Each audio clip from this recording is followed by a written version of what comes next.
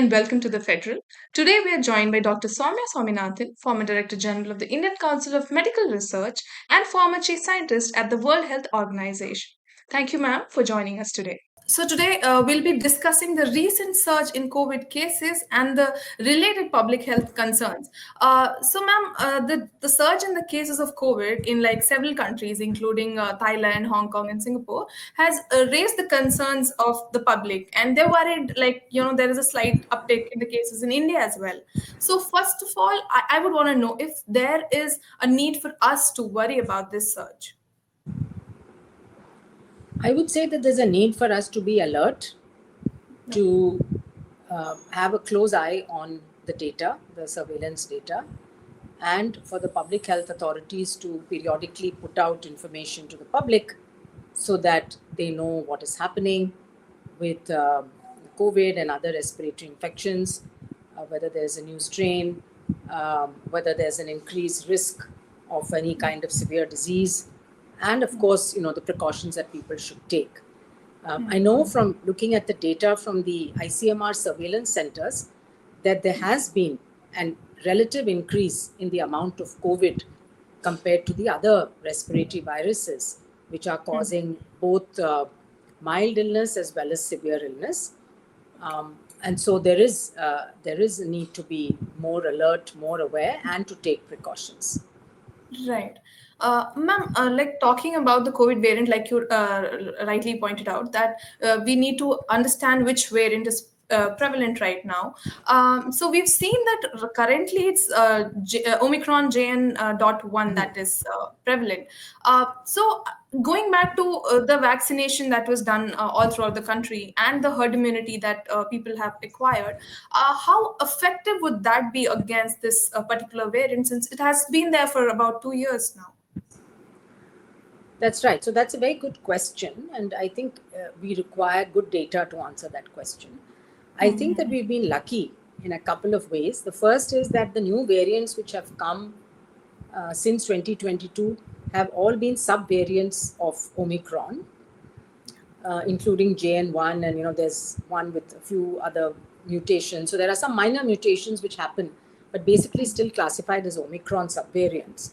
And the other thing we've been lucky about is that the vaccines seem to have worked fairly well. And till now, I think they continue to protect us against severe disease. What also happens is every time that there is a surge with a slightly new variant coming in, a lot of people get naturally infected, and that's probably boosting up our immunity as well. So when the first wave of Omicron hit, a lot of people had been vaccinated, and therefore it passed off as relatively mild illness for majority of people, but it did act, I think, as a booster. Right. We are still awaiting, I think, the sequencing results from the NIV, but I would expect that it's the same strain or related, subvariant of JN1 that's circulating in Southeast Asia. Right. Ma'am, so we've seen that since 2020, when we had the first few cases surfacing in India, we know that COVID, just like flu or other viruses, is here to stay, and there is a periodical rise witnessed at least once or twice a year. And we know that individuals who are comorbid or like on immunosuppressants, they are at a high risk. So, can there be a public strategy or like a vaccination program that is targeted at least at these high risk individuals, which can be modified or used as a booster to keep the high risk category people protected? Sure. So there are a couple of issues here. One is that some countries like the US, as you know, they modify their vaccines every year based on the circulating strains. And that's similar to what's done for influenza. We know that influenza vaccination is quite effective, about 60 to 70% effective in protecting people, and therefore it's recommended for the elderly and for vulnerable groups. Now for COVID, because it's a much more recent virus, it's been now about 5 years, we still don't have that long history and experience of what these cyclical surges mean, and how often we need boosters and what kind of boosters are needed and who needs those boosters.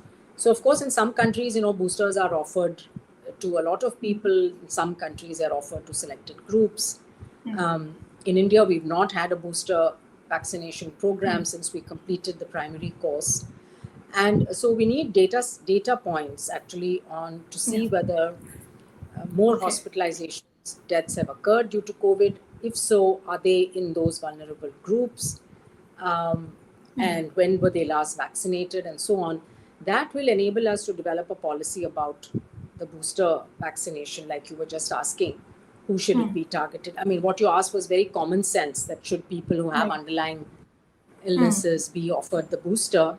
The answer would be yes, but when do we need that booster, and what kind of booster should it be? What strain should it be? These are things that we need a scientific discussion on to decide.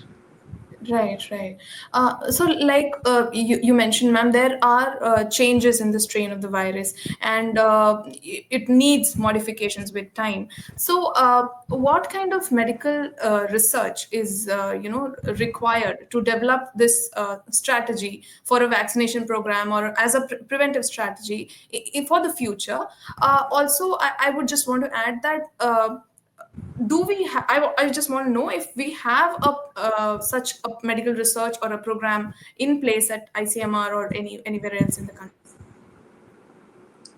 So there are data sets. So ICMR does, of course, have a network of labs where they have been monitoring not just COVID, but multiple other respiratory viruses, both for people with influenza-like illness and for severe acute respiratory illnesses.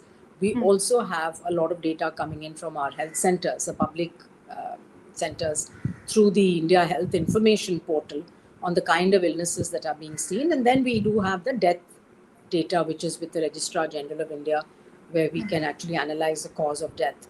So what needs to be done is bringing these sources of data together. And I think ICMR is in the best place to do that, and analyze whether an increase in mild illness is accompanied by an increase in hospitalizations and deaths, and if so, what is that demographic group that is most affected, and then that could then lead to the formulation of policies for vaccination. Right. Ma'am, just one more question related to the vaccination part. So we have had Covishield and Covaxin being used in the public vaccination program. Would the data that was used for the clinical trials and vaccination and post-vaccination analysis be useful in developing this data or the research in the future? Can that be can there be some sort of a research based on that, or if something like that is in place? No, that's an interesting point, because I think the clinical trials followed up people for a limited period of time. I think most of the COVID vaccine trials were, following people for maybe 12 months. But it should be possible to actually go back and look at those participants from those vaccine trials, because they would have the blood levels of antibodies done at that time. One could go back now after 4 years and look at the blood levels of antibodies, really understand more about, how quickly are they decaying, or if you give a booster, how quickly can those antibodies go up. So that would be very interesting research. Apart from Covaxin and Covishield, we also had the mRNA vaccine that was developed by Innova, that was also approved by the DCGI. And in fact, the mRNA vaccine would be even easier to update with the newer strains of vaccines. And they also have very good data on immunogenicity. So I think we do have several vaccines in India that we could potentially use if needed. But this is why, we had, the Niti Aayog had published this report on pandemic preparedness, of which I was a member of that committee, where we had actually recommended what are all the steps that need to be taken in India. And of course, globally also, a lot of things are happening. The pandemic agreement was just approved and signed at the WHO. But within India, we have capacity to do a lot more research and a lot more preparation, so that tomorrow, whether it's COVID or any other respiratory pathogen that poses a risk and that, becomes an epidemic or anything like that, we should be able to very quickly put in place the steps needed to develop the diagnostics and the vaccines Therapeutics, takes a little more time and investment into antiviral drug development, but that should also be a priority for our Indian Right. pharmaceutical industry.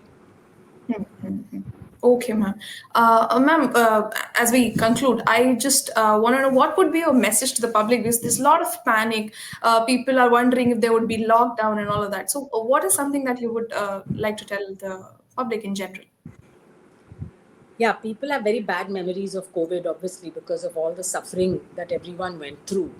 Yes. I don't think anyone wants to go through that again. And so this is why it's important to have public health messaging and also to avoid this type of rumors and disinformation and people sort of creating, panic situations. We had the same thing, a few months ago Right. when we had, the other viral outbreak where it was actually a very normal kind of upper respiratory infection, but people started linking it with origins in China and saying that it's going to be the next pandemic and so on.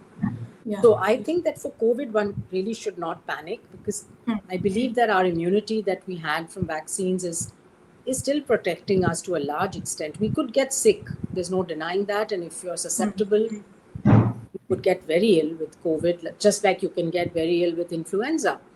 Right. But it is only ongoing research, ongoing good data collection, synthesis, analysis, and good public health messaging, which tells people what the situation is, what people should do. For example, I do see more people wearing masks now. Yes. It's a good thing. It's a very good thing. Particularly, I think anyone who has a cough and cold must wear a mask when they step out because you want to avoid giving your infection, whatever that infection may be. You don't want to give it to another person because upper respiratory and lower respiratory infections, are debilitating. Even if they don't kill you, they make you miserable for days on end. You can't work, you can't be productive. So we can very easily minimize the spread of respiratory infections by wearing a mask, by washing hands, and by taking simple precautions, not spitting here and there.